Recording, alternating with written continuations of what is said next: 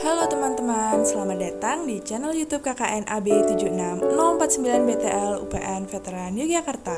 Pada kesempatan kali ini, saya Inas Almutahana akan menjelaskan proker pendukung kami, yaitu edukasi cara memulai bisnis di masa pandemi. Di masa pandemi seperti ini, pertanyaan yang pasti akan muncul adalah apakah ada harapan memulai bisnis di masa pandemi? Jawabannya adalah ya. Pasti masih ada harapan. Di tengah kelesuan ekonomi akibat pandemi ini, bukan berarti tidak tersisa peluang dan kesempatan sama sekali. Masih banyak peluang bisnis-bisnis baru yang bisa kita jalankan dan berpotensi menghasilkan keuntungan di tengah kondisi krisis. Kemudian, langkah apa yang sebaiknya kita lakukan untuk memulai bisnis di masa pandemi? Yang pertama adalah tentukan ide bisnis yang akan dijalankan. Yang kedua, tentukan target pasar. Yang ketiga, rencanakan modal. Yang keempat, tentukan media promosi yang akan digunakan. Dan yang kelima adalah lakukan evaluasi. Selanjutnya saya akan menjelaskan tentang langkah yang pertama, yaitu tentukan ide bisnis yang akan dijalankan. Sebelum memulai bisnis, tentunya perlu menentukan ide bisnis yang akan dijalankan terlebih dahulu. Bisa dengan melakukan riset ide bisnis apa saja yang potensial untuk dijalankan selama masa pandemi. Beberapa ide bisnis tersebut atau yang sudah dipikirkan mungkin dapat menjadi bisnis yang dapat dijalankan dalam jangka panjang.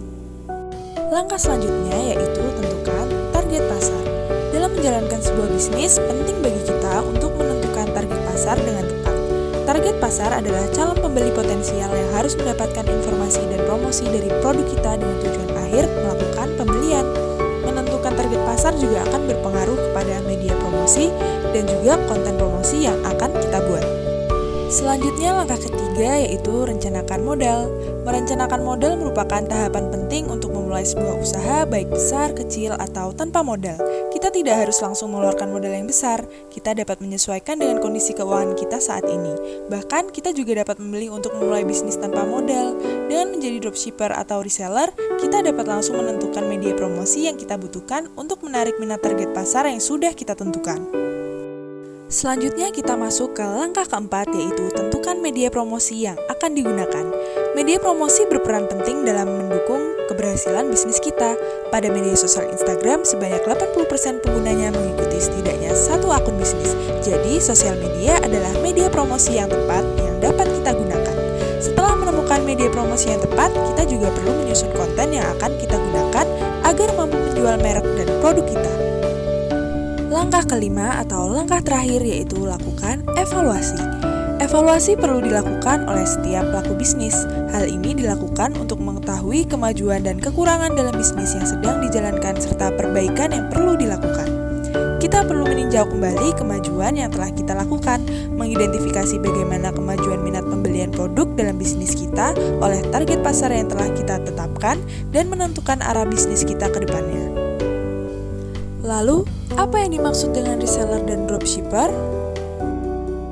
Reseller adalah seseorang yang menjual barang kembali dengan mempromosikan barang dengan menyimpan stok barang.